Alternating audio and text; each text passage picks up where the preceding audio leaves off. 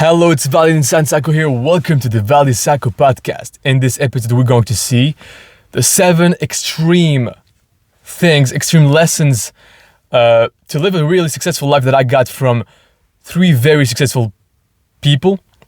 One of them is a soccer player, football player. One of them is an actor. One of them is a great entrepreneur, great public speaker, great motivational speaker as well, an author. This one is Ed Milet, the actor is Will Smith, and the football player is Thierry Henry, French football player. And they have, all of them, one thing in common, which I noticed this week, and I'm going to tell you about it, because if you're new here, my name is Ivaldi Sako, I'm the founder of alreadygrowth.com, and here, my mission is by documenting my process, my journey, what I learn, to help you become truly free and successful, to help you as well achieve your goals and live a great and awesome life that is worth suffering for. Because if you're in life, if you're living right now, which you most likely are, right? You might have noticed that there's a lot of suffering, and we might as well make it worth it and live an awesome life. If this interests you, if you want to succeed, if you want to become truly free and successful, I suggest you subscribe because you're going to get a lot of value from this show. Let's get into it. So, by the way, if you like this show as well, you can like it and share it with a friend to help them as well. But this episode is really going to help you not regret when you succeed, to not regret not having done one of the things that I'm going to tell you about, because these people suffer this one common, this one thing is common between them. It's a good thing for success, which I'm going to tell you about. And at the same time, it makes you suffer a lot. And anyway, I'll get to it. And the reason why I've had the inspiration to tell you about these things is because I've listened to the audiobook of Will Smith. Now, no matter what you think about Will Smith, what he's done, whatever, you might have some bias, some bias toward not liking him or liking him. And I'm telling you, the audiobook his autobiography is, honestly, it's the best audiobook I've listened to ever. It's like I was watching a movie, but just listening to a book. Never happened, I've never experienced this, and it was awesome.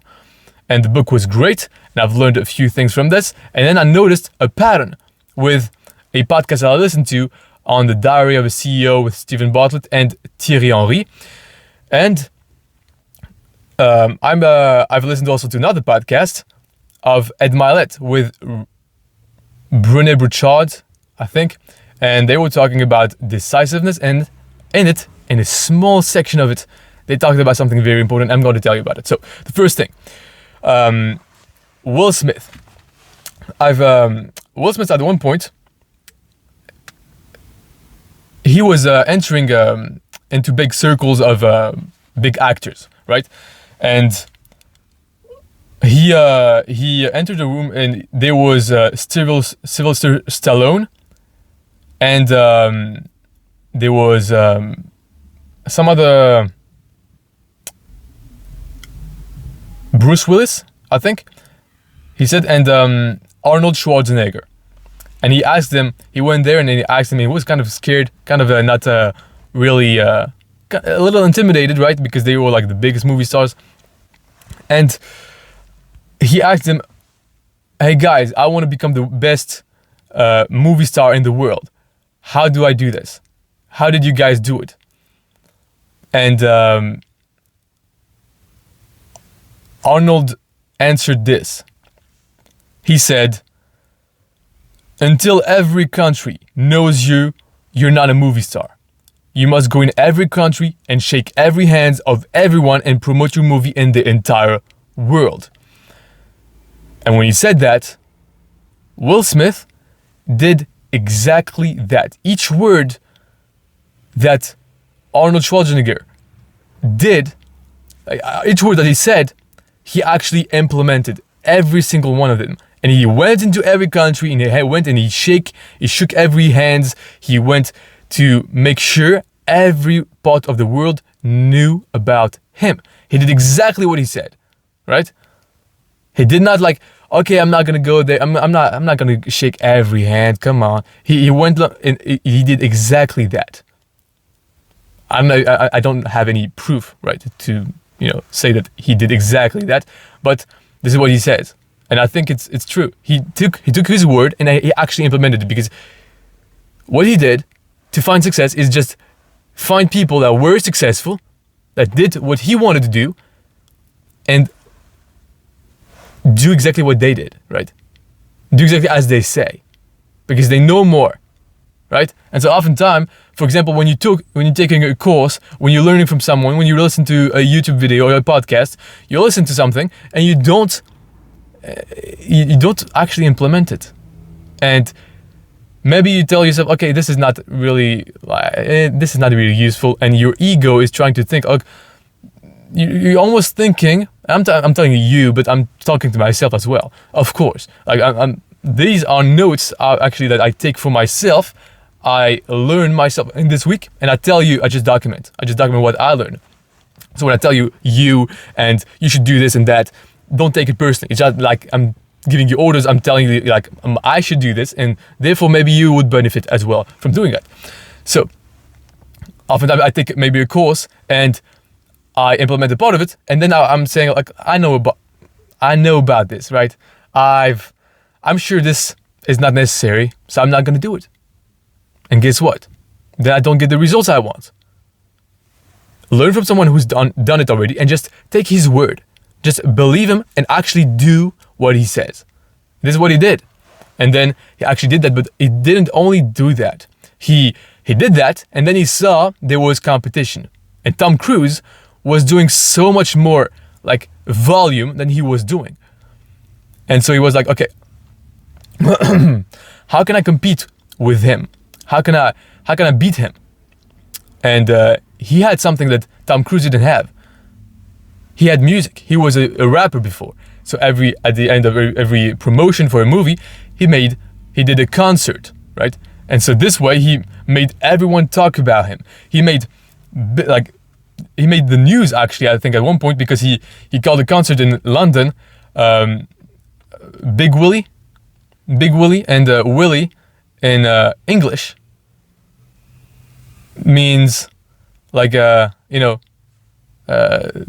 masculine. How do you say that in English? The masculine like genital part, right?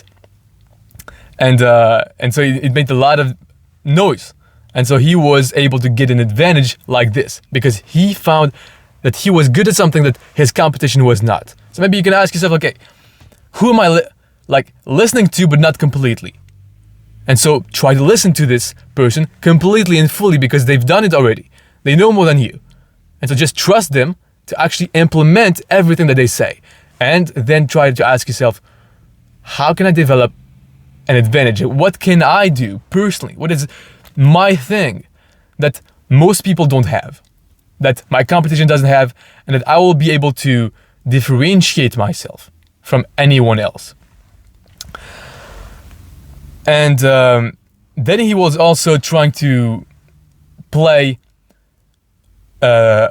Muhammad Ali, and to film this movie, he actually trained like a real boxer.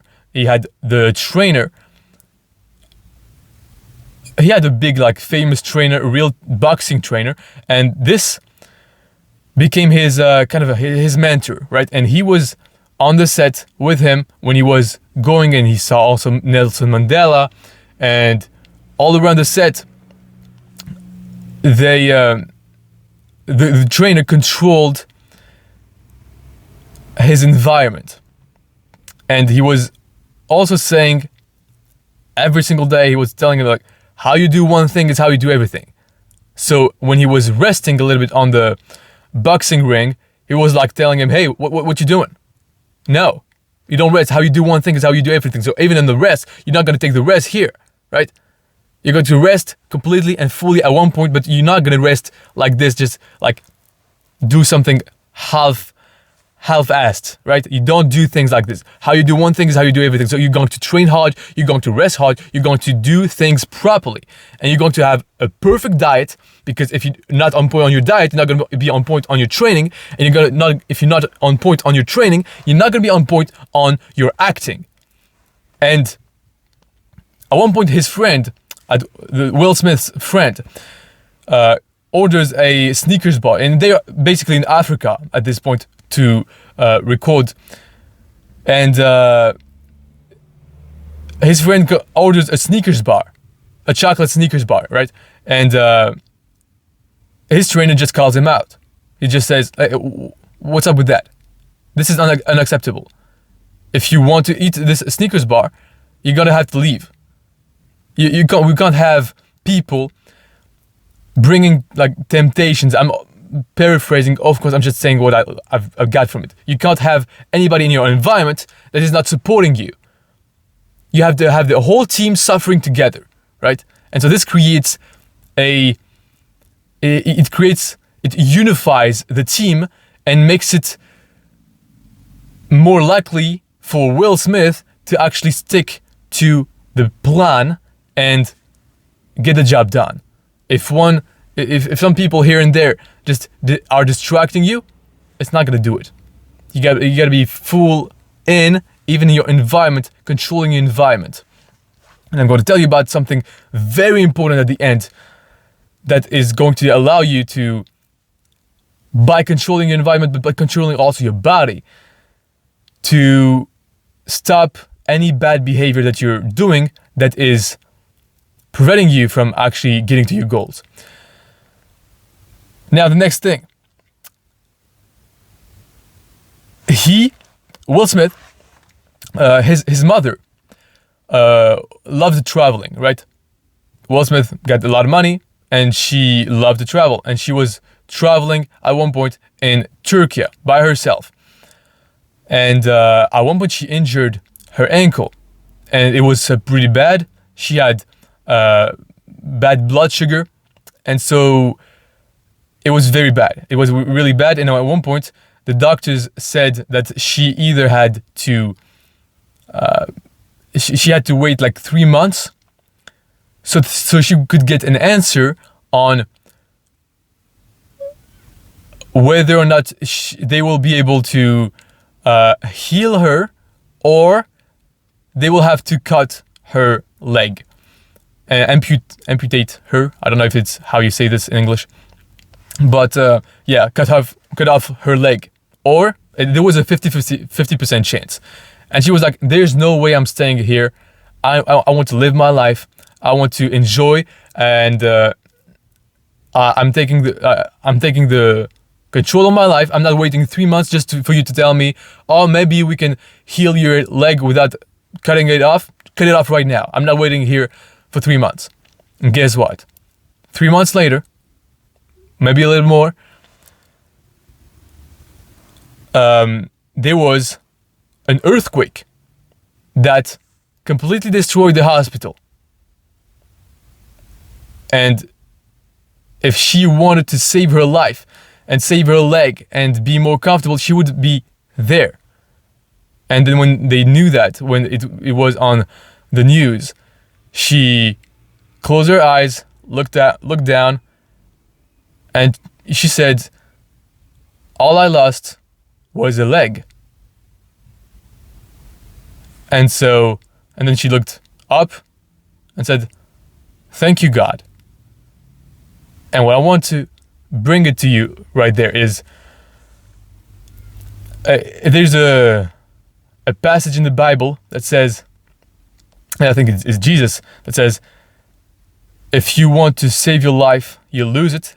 And if you are willing to lose your life, you'll save it. I'm really paraphrasing it, but if I can maybe find the passage here, I don't have it right now, but it's basically like this. If you're trying to hold on to your life and you're just trying to save yourself, and if Will's mother was trying to save her leg and not be taking this risk of cutting her leg and just trying to live it safe, she would be dead.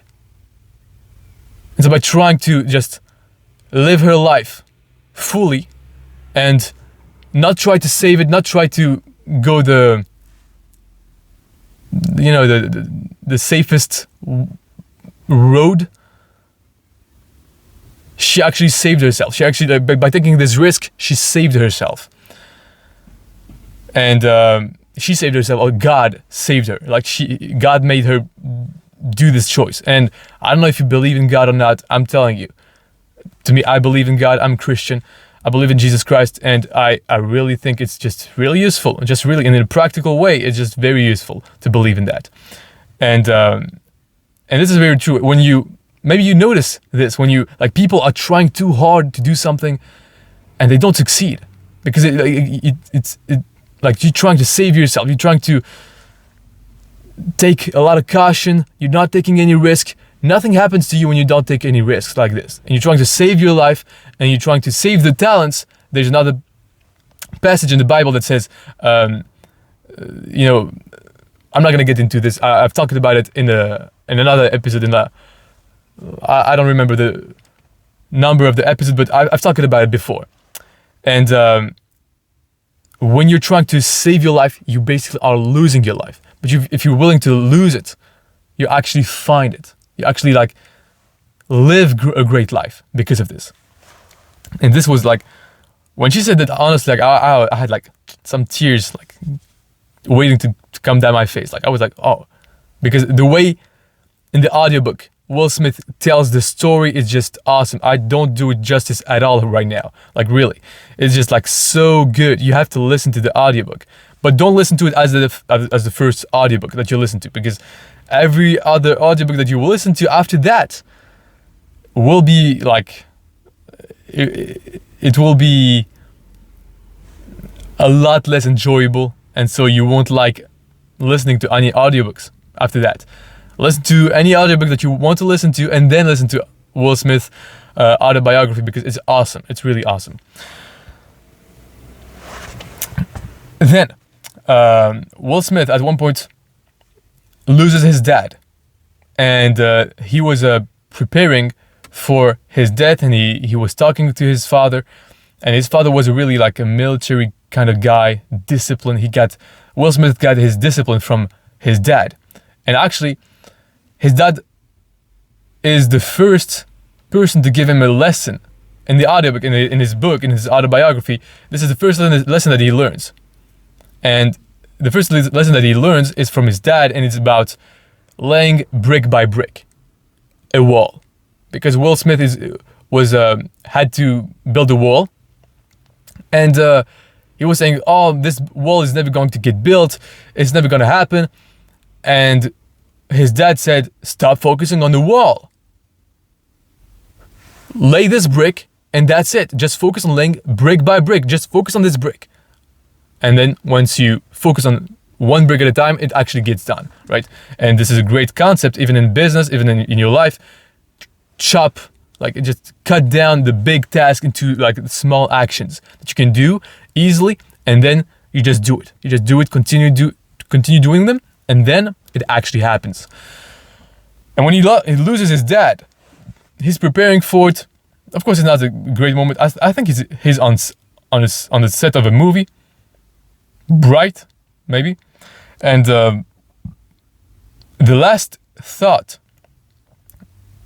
one of the last things that his dad was thinking about was my life useful? And I think it's really good to see what people think when they're on their deathbed, right? Oftentimes they don't regret things that they have done; they regret things that they have not done, or they regret not having lived their life accordingly with what they valued. And Will Smith's dad, his only thought was my life useful? Did I do something good with my life? Was it useful? And I think this is really like the goal of life, having a life that is useful, living a life that is useful to others, to the world, to make it a better place. And this is kind of what I'm trying to do right now with this podcast, and what you're trying to do hopefully with your business or with your project. Try to live a life that is useful. And now you don't have to be in business to be useful. You don't have to, he was useful as a father, right? He was useful as a friend, maybe to some friends of, like, you have to serve, really. Like, this is one of the most important verbs, to serve. When you serve, you're living a good life. Like, this is a sure path to live a good life, to serve. And I think if you look back on your life and you ask yourself, was my life useful? And you find the answer being no, it was not useful. You didn't serve anything. You didn't do anything that was good to others. I think you'll find that your life was kind of a waste and you'll regret it. I think I will regret it badly. So this is why I'm trying to serve. I'm trying to do my best to actually help my family, help my friends, try to motivate them, inspire them, and hopefully I can educate some people as well, right? So I learn, I experience life, I make mistakes, and I tell you about it here, right? And so yeah, this was really useful. And one of the things that was even more useful to me, because I realized this because a client of mine sent me an email after I did some work.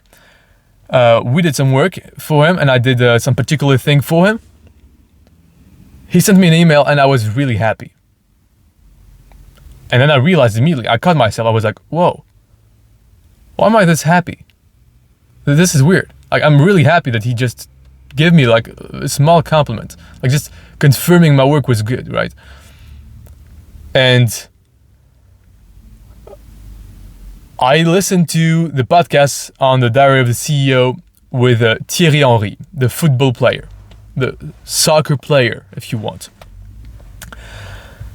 And this was the thing that he said. Well, first of all, he said one thing, was if there was one thing that he would tell his younger self to do, it was to enjoy the ride. Enjoy the ride, man. Enjoy the ride. And this is because he didn't enjoy the ride. And I noticed that I do this as well. And maybe you're doing it as well. Maybe when you accomplish something and you just immediately, like, this is what I think high achievers do. And I think of myself as a high achiever, honestly. Like, I just do a lot. And when I don't, I'm not a high achiever. Like, honestly, I know it's not true. But I just try a lot to perform.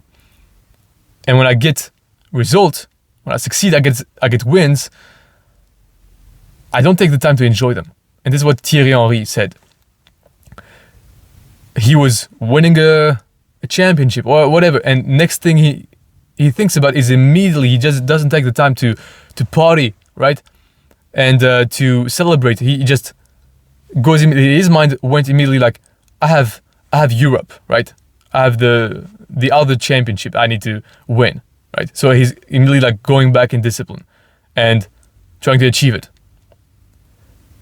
And he regrets this a little bit. Like, this is the thing that he would change. He would enjoy the ride more, right? And I did that when I got, for example, even when I got my first client. The first thing I did was, oh, cool. It was during the call. I was like, oh, cool. And then next thing you know, I was like, okay, what I got to do now? I didn't take the time to, be happy or anything. Like, I was, what I got to do now? Next thing, next step, immediately. And so I think this is I think you ought to reward yourself here and there, because if you don't, you will basically you will reduce the joy that you get from success if you don't enjoy your success. What is it really for, right? Now you might say. Some might say, I'm not trying to succeed to enjoy life. I'm trying to succeed to save my family. I'm trying to succeed to actually save us from poverty. And I understand that. And this is really important. Like, it's a great thing. But at the same time, why not enjoy it, right? Even if it's a serious matter, you can have both ways, right? You can have it serious, go all in because you're trying to save your family. But at the same time, hey, you did well. Have yourself a mental pat on the back, right? A mental reward. Good job, dude. Good job, Ivaldi. Good job. And I often don't do that. And a lot of successful people don't do that. And they're hard on themselves. And you know what? It's because they don't value themselves enough. They are insecure in some way. And this is the next thing I was getting to. And this is the common point, the commonality between these three people. Will Smith, Ed Milet, that I was going to discover right later on another podcast, and Thierry Henry, all three, and a lot of other successful people, they are people pleasers. They want to please others so bad because they feel bad about themselves if they don't. They need the approval of someone else. And for Thierry Henry, the approval he was looking for was the approval of his father. And Will Smith, it was the same thing, but actually the approval of anyone else. And one of the reasons Will Smith was looking for the approval and making everybody laugh and making everybody happy and always saying yes, right? They can't say no. They always were saying yes, okay, let's go. And this is because they need the approval of people, and because also they need, like, they feel like they're worthy. They're worthy of love only when they do something, right? You gotta succeed enough, you gotta have enough trophies, you have to win at such a high level. If you don't, you're not good enough. You're not worthy of love. You're not worthy of all of those things. And I notice there's some part of it that is true in my mind. It's not to the degree that they have it, but I feel like I have this desire for approval. I have the desire to give people what they want and make people happy and make my clients happy. And this is a good character. This is a good character trait. This is a good thing because it allows you to create a great service for people. It allows you to just give people what they want, and this is rewarded by the marketplace. But at the same time, don't attach your worthiness to that. You shouldn't need that, because if you need that, it creates a lot of suffering.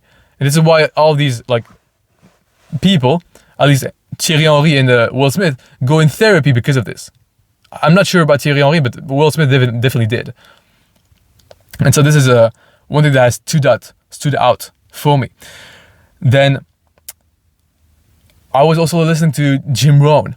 And Jim Rohn is one of my the first mentor I had when I started discovering entrepreneurship, discovering personal development, discovering that all these things were possible. And so I listened to one of his talk, and he was telling a story about how he got motivated, right? And it's basically he got motivated by the small things in life that bothered him a lot. And one of these things was that at one point in his life, he was a little scout girl, knock on his door, and she's selling cookies, right?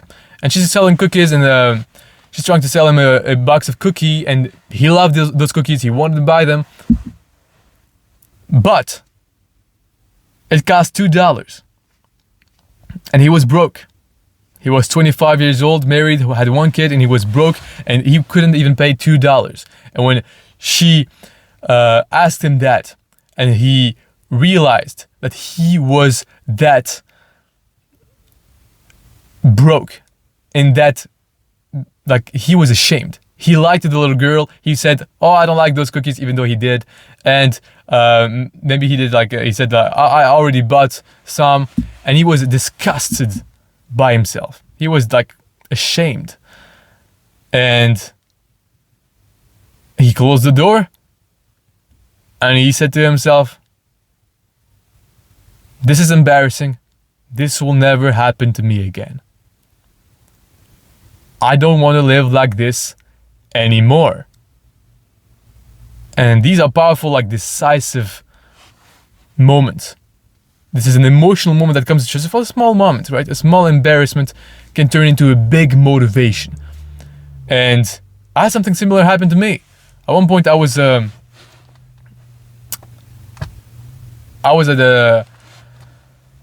eating at a restaurant and with just girls, and we have as a tradition, like me, I'm from Iraq, and the man is supposed to pay for the meal. Like it's just like this is the way, right? And at the end of the meal, I was broke, and even though I had the money, I knew it was not responsible for me to actually pay for all of these meals. There was like 5 other girls, and but these were like, it was like on a community trip anyway. And I just said, hey, listen, like I would love to pay for your meals, but like I can't right now. It's like a little complicated right now. And when this got out of my mouth, I got disgusted by myself. I was like ashamed. And then I was going to pay for myself, my own meal, and in front of them, I couldn't pay. Like my card got refused. Even though I had the money. It's just like we were in another country, and I like my payments were not activated in other countries, and that's it. I had the money. I could pay for myself and even for others, but I knew this was not responsible. I didn't have much money to pay for. Like this was too much for me to pay for that, and so I was ashamed. I was like disgusted, and this, like, I want to be able to pay for the restaurant every time. I want to be able to pay for everybody's meal. I want to be able to give gifts to people, not thinking about, oh, this is too much. No, I want to be free, truly free. And so this is a motivation for me.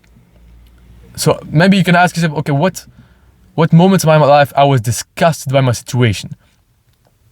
Life presents you with people, circumstances, and opportunities to show you where you are not free. This is a quote that I heard from, I don't really remember who, but this is really true. Like it shows you where you are not free, and this is supposed to just motivate you. This is supposed to just put something in you that you want to change. Like, my life will not be like this anymore. And you mean it. And when you mean it, and you actually take this energy and actually implement actions to never be in this situation again. And after that, Jim Rohn always carries $100 bills. He had always $100 bills to always pay for little scout girls that come and ask him to buy something. And it actually happened. At one point, he got like 2 little girls asking to buy, I don't know what kind of chocolate. And they had 2 boxes, and he asked, like, how many do you have? And they said like 20. And he said, great, I love this chocolate. I have some friends coming on. I'll get them all. And he got them all. It was $20. And the little girl said, Mr. Rohn, you are really something. And this was like in the old days, right? It was awesome. And I mean, my idea of it was awesome. And he felt like just like this little girl giving him, like saying this was way worth the $20. And it was like it was really worth the effort he went through to actually be able to be in this position, and to, like, this was the best decision in his life to just have said to himself, this situation will never happen to me anymore. I don't want to be broke. And so, yeah, these little motivations can help you tremendously. And he says that you need to have a list of goals, personal goals, things that motivate you, big goals that really you aspire to have, but also a list of reasons why to do well. And a list, like you You want to do well because you don't want to be in this position anymore where you were not able to pay at the restaurant. You don't want to be in this position where you got refused at the restaurant. You don't want to be in this position where you couldn't afford to go to a certain country because you didn't have the money, right? All these reasons why you list them all. You don't want to have anybody tell you no anymore. Tell you that you can't do something, right? Because you don't have the money. Oh, this is way too expensive for you, right? You don't want all these things to happen. You don't want your family to be in danger in this city because you don't have the money to move around, to move to another country. And so, if you have a list of reasons why, it makes it very easy for you to get motivated. When you're tired, when you don't want to do it, you actually go through this list of reasons why, and it creates a flame inside of you that you want to just get it done. And right now, you could have this new life. And when you're not taking the actions, it actually makes you feel pain. Because you're seeing those reasons why to do well, not being satisfied, not progressing on them, right? Not making progress toward them. So you really have the desire to just get to your goals because of this list of reasons why. So I really suggest you do that. I actually did that. I actually do that for all my goals. I have all my goals and different areas like financial goals, personal goals, and I list the reason why I want these goals. And when you know why, it actually is like you actually do things way faster and you are way more productive because you actually get things done. After that, I realized I was reading the Bible, and I came across the passage where it says something like, I'm paraphrasing, of course. You better enter if your eyes makes you sin, take it off. Because you better enter in heaven without your eyes than to enter hell with your eyes. If your hand makes you sin, cut it off, because you better enter into heaven without your hand than going into hell with your hand. And there you will just suffer. And this made me think, I'm not going to cut off my hands. I'm not going to cut off my eyes, right? But this is like, this made me think of the idea that you can think of the body part, of the actual, like the first thing that makes you go in the wrong direction. And for example, the first thing could be your eyes. Like, for example, you might